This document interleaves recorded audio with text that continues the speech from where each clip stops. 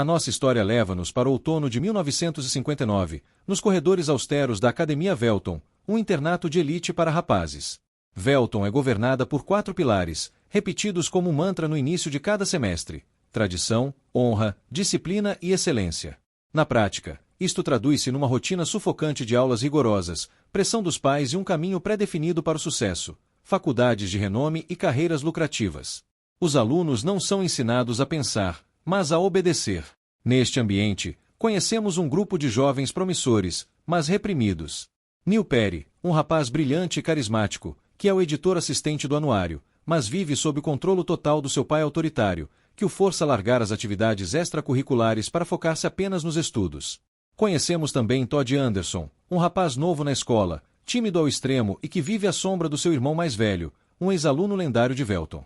E com eles, os seus amigos, o romântico Knox Overstreet, o rebelde Charlie Dalton e os leais Max e Pitts. A vida deles está mapeada, e a conformidade é a única opção. Mas o novo ano letivo traz uma mudança sísmica. O antigo professor de inglês aposentou-se, e para o substituir, chega um ex-aluno de Velton, um homem com brilho nos olhos e uma energia contagiante, John Keating, interpretado pelo inesquecível Robin Williams. Desde a sua primeira aula, fica claro que ele não é como os outros. Ele assobia, entra na sala a citar Walt Whitman, e pede aos alunos que o chamem de Sr. Keating ou, se forem mais ousados, ó capitão, meu capitão. O seu primeiro ato como professor é levar os alunos para fora da sala de aula, até o corredor onde ficam os troféus e as fotos das turmas antigas. Ele pede-lhes que se aproximem e olhem bem para os rostos daqueles rapazes do passado, que um dia foram exatamente como eles, cheios de hormonas e sentindo-se invencíveis. E então, ele partilha uma lição poderosa. Ele sussurra que, se ouvirem com atenção, poderão ouvir o legado que esses ex-alunos deixaram para eles. E o sussurro diz: Carpe diem. Aproveitem o dia. Tornem as vossas vidas extraordinárias. O método de Keating é uma revolução. Numa das cenas mais famosas, ele pede que os seus alunos leiam a introdução do livro de poesia, um ensaio do Dr. J. Evans Pritchard que tenta medir a grandeza de um poema com gráfico matemático. Após a leitura, a reação de Keating é uma só palavra: excremento. Ele declara que aquilo não é a Bíblia e ordena que os alunos arranquem a introdução inteira. Não estamos a falar de canalização, estamos a falar de poesia, ele diz. Ele ensina-lhes que as palavras e as ideias podem mudar o mundo, e que a poesia, a beleza e o romance são as coisas pelas quais ficamos vivos. Ele encoraja-os a pensar por si mesmos e a encontrar as suas próprias vozes. Pela primeira vez, aqueles rapazes não estão apenas a decorar matérias, estão a ser ensinados a viver. As aulas de Keating acenderam uma chama nos rapazes, mas foi uma descoberta em um antigo anuário que transformou a faísca em um incêndio.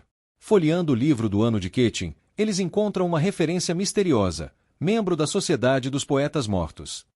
Intrigados, eles confrontam o professor, que, com um ar de nostalgia, lhes conta o segredo.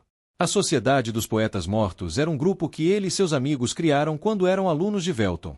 Eles se reuniam em segredo numa velha caverna indígena para ler Torial, Whitman, Shelley e seus próprios poemas, dedicados a sugar toda a essência da vida. Inspirados pela história, os rapazes decidem que não basta apenas ouvir sobre Carpe Diem, eles precisam vivê-lo. Liderados por Neil Perry, eles fogem da escola no meio da noite e recriam a Sociedade dos Poetas Mortos na mesma caverna úmida e esquecida. A primeira reunião é um marco. Neil lê o texto de abertura tradicional de Torial. Eu fui para a floresta porque queria viver deliberadamente. Eu queria viver profundamente e sugar toda a essência da vida, para que, quando minha morte chegasse, eu não descobrisse que não vivi. O único que hesita é o tímido Todd Anderson, que prefere apenas fazer as atas a ter que ler em voz alta. As reuniões na caverna se tornam um refúgio secreto, um lugar onde eles podem ser eles mesmos, longe das rígidas regras de Velton. Eles compartilham comida, cigarros, contam histórias de terror e, o mais importante, leem poesia. E as palavras dos poetas começam a despertar paixões adormecidas em cada um deles. Knox Overstreet, após conhecer a bela Cris em um jogo, usa a poesia para criar coragem de ligar para ela e convidá-la para uma festa, um ato de ousadia impensável para ele até então. Mas ninguém abraça a ideia de sugar a essência da vida com mais intensidade do que Neil Perry. Ele descobre que uma produção da peça Sonho de uma Noite de Verão está com audições abertas, e pela primeira vez na vida, ele sabe o que realmente quer fazer: ser ator. Mesmo sabendo que seu pai jamais permitiria, ele decide fazer o teste em segredo. E ele consegue o papel principal, uma conquista que o enche de uma alegria que ele nunca sentiu antes. Para esconder a verdade do pai, ele chega a forjar uma carta de permissão da escola. Enquanto isso, Charlie Dalton leva a rebelião a um novo nível. Ele leva 2 garotas para a caverna, apresenta o saxofone às reuniões e adota um novo nome tribal, Nuanda. Impulsionado pelo espírito do clube, ele publica um artigo não autorizado no jornal da escola, em nome da sociedade, exigindo que garotas sejam admitidas em Velton. O ato causa um alvoroço. O diretor Nolan convoca uma assembleia, ameaçando expulsar os responsáveis. Em um ato de ousadia e estupidez, Charlie, ou melhor, Nuanda, atende um falso telefonema de Deus no meio da assembleia, dizendo que ele apoia a ideia.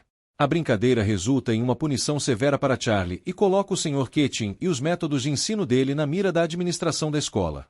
Enquanto Charlie Dalton, ou Nuanda, paga o preço por sua rebeldia, os outros membros da Sociedade dos Poetas Mortos continuam a testar os limites de suas próprias vidas. Knox Overstreet, agora consumido pelo amor, comete o ato mais ousado de todos. Vai até a escola de Chris, lê um poema que escreveu para ela e, mesmo sendo ameaçado pelo namorado dela, consegue convencê-la a ir com ele à peça de Neil, prometendo que, se ela não gostar dele, ele a deixará em paz para sempre. Mas o foco principal está em Neil Perry. Após receber o conselho do Sr. Keating para confrontar seu pai, Neil mente para o professor, dizendo que conversou com o pai e que ele, a contragosto, permitiu que ele continuasse a atuar. Neil escolhe o caminho da enganação, acreditando que tudo se resolverá depois que seu pai o vir no palco. A noite da estreia chega, e a performance de Neil como personagem Puck é um sucesso absoluto. Pela primeira vez, ele está radiante, vivo, fazendo o que ama e sendo aplaudido de pé. Mas a sua alegria dura pouco. Ao final da peça, ele vê, na plateia, o rosto furioso de seu pai, que o esperava. A cena que se segue é uma das mais devastadoras do cinema. Em casa, o pai de Neil, sem nenhuma compaixão pelo talento do filho, informa friamente que o tirou de Velton e que ele será matriculado numa escola militar no dia seguinte, para depois ir para Harvard e se tornar um médico. Isso é uma vida inteira, protesta Neil, mas seu pai é implacável. Sem nenhuma esperança, sem nenhuma voz, e vendo seu único sonho ser destruído, Neil entra em um estado de desespero silencioso. Naquela mesma noite, ele veste a coroa de espinhos de seu personagem Puck, desce as escadas, e com a arma do pai, tira a própria vida. A morte de Neil é uma tragédia que abala os alicerces da Academia Velton. Os rapazes estão destruídos, especialmente o seu colega de quarto, o sensível Todd Anderson, que acredita que o pai de Neil é o único culpado. Mas a administração da escola, liderada pelo diretor Nolan, precisa de um bode expiatório para proteger a reputação de Velton. Eles iniciam uma investigação minuciosa, pressionando cada um dos membros da Sociedade dos Poetas Mortos. E é nesse momento que a pressão se torna insuportável para um deles. Richard Cameron, o mais cético e medroso do grupo, traz seus amigos. Ele conta tudo ao diretor Nolan sobre o clube e, para se salvar, coloca toda a culpa no homem que os inspirou a sonhar, o professor John Keating. A investigação da escola se transforma numa inquisição. Um por um, os membros da Sociedade dos Poetas Mortos são chamados à sala do diretor Nolan e pressionados a assinar uma declaração pré-escrita. O documento acusa o Sr. Keating de abuso de sua posição e o culpa diretamente pela morte de Neil Perry. Sob a ameaça de expulsão e a pressão de seus pais, os rapazes assinam, traindo seu capitão. A revolução poética parece ter sido esmagada.